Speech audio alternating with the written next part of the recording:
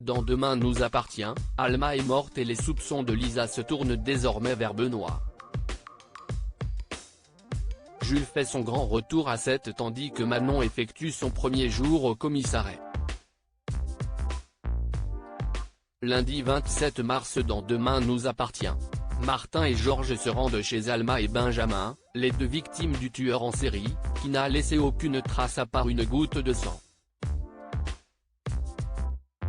À l'hôpital, Sarah interroge Benjamin qui lui raconte qu'il a trouvé le paquet du livreur devant la porte avant de découvrir Alma bâillonnée sur le canapé. Quand il s'est réveillé, il était ligoté à côté d'elle. Elle était encore en vie à ce moment-là. Le tueur a ensuite posé une espèce de bâton sur sa nuque.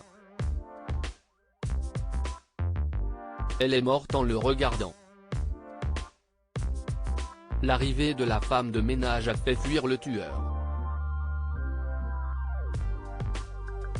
Les Roussel apprennent la mort d'Alma. Damien fait son retour au commissariat après leurs vacances.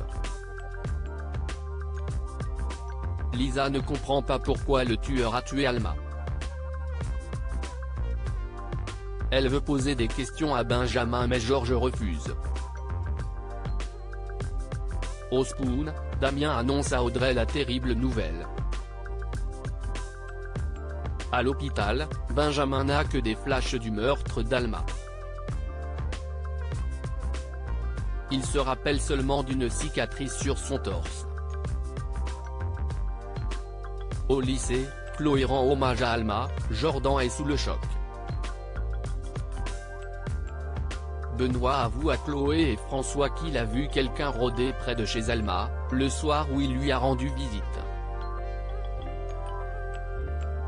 Il raconte à Nordine avoir vu un homme dans une grosse voiture noire dont le moteur tournait.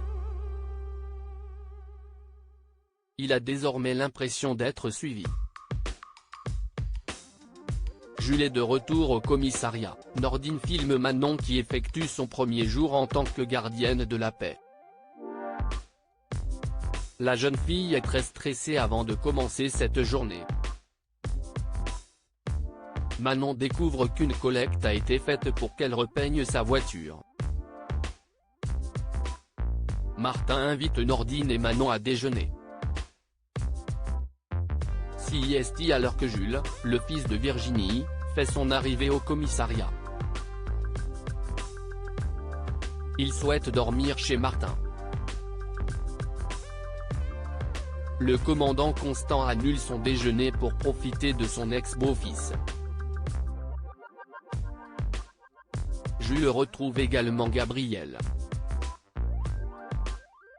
Le jeune étudiant avocat est choqué de voir son ami fumer un joint devant son cabinet. Renaud met les choses au clair avec Sébastien. Marianne veut porter le petit carré de soie offert par Sébastien. Elle finit par le cacher dans un tiroir. À l'hôpital, Christelle félicite Renaud pour le foulard qu'il lui a offert. L'assistante sociale tente de rattraper le coup mais le mal est fait. Renaud décide d'inviter Sébastien à dîner au grand dent de Marianne. Elle veut finalement prendre un apéro avec le procureur. Sébastien accepte l'invitation.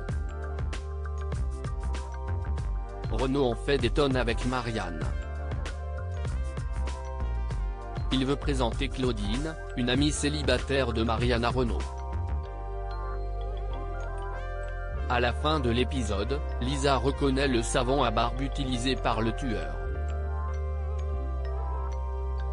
Si est-il le même que celui de Benoît?